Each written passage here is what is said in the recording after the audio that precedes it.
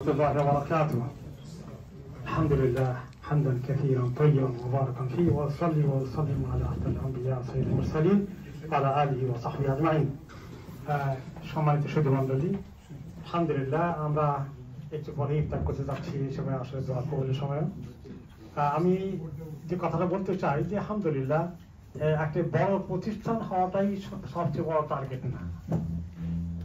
আমরা কোনটা কি করা উচিত সেটা করছি কিনা ঠিক মতো, এটা হলো সবচেয়ে বড় কথা। আমাদের কমিউনিটিতে আমাদের অনেক বড় দায়িত্ব আছে।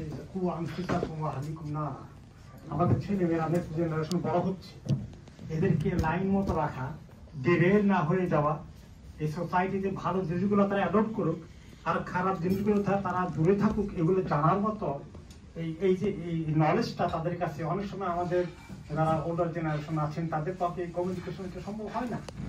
এই কাজগুলো মসজিদগুলো করা দরকার, তাদেরকে কিভাবে দিনের মধ্যে ধরে রাখা যায়। এই জন্য নামাজ থেকে শুরু করে বিভিন্ন ইসলামিক টকগুলো যেগুলো তাদেরকে দিনের দিকে আকৃষ্ট করবে, তাদের চরিত্র ঠিক রাখতে আকৃষ্ট করবে, বুড়ো মা বাবাকে তারা ওল্ড হোমে ফেলে দিবে না, তাদের লুক আফটার করবে। এই যে আমাদের ইসলামের কতগুলো মৌলিক জিনিস আছে যেটা এই সোসাইটির মধ্যে তারা সেখানে এডুকেশন থেকে পাবে না, সেগুলোকে ভ্যাকুয়াম পূরণ করার দায়িত্ব আমাদের। সেই কাজ মসজিদ করা দরকার আলহামদুলিল্লাহ। এবং এই জন্য মসজিদের ভ্যারিয়াস অ্যাক্টিভিটির কথা আমাদের সিও বলেছেন।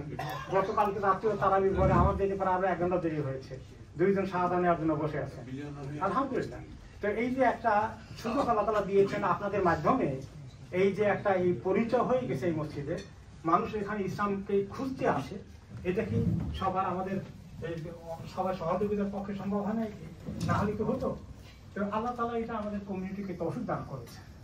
আমি একটা কথা মনে করলাম, এখন ইতিহাস প্রায় এখন থেকে 20 বছর আগে কমনওয়েলথের হেডকোয়ার্টারে একটা মিটিং ছিল, সেখানে আমি ছিলাম এবং আমাদের প্রফেসর ডক্টর ইউনুস সাহেব ছিলেন। ওনার সাথে আমার প্রথম দেখা পরিচয়, কথা হলো। আমি বললাম চল না আমাদের মসজিদ ভিজিট করতে আসেন। তো উনি কথা রাখছেন, পরের দিন ভিজিট করতে এসেছেন।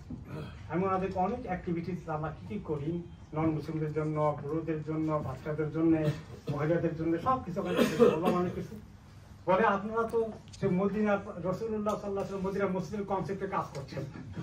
উনি এই কথা বললেন আলহামদুলিল্লাহ। তো এইটা এই জন্য আসলো যে অনেকগুলো মসজিদ থাকে, অনেক সময় নামাজের আগে খোলা হয় আর বন্ধ করে দেওয়া হয়।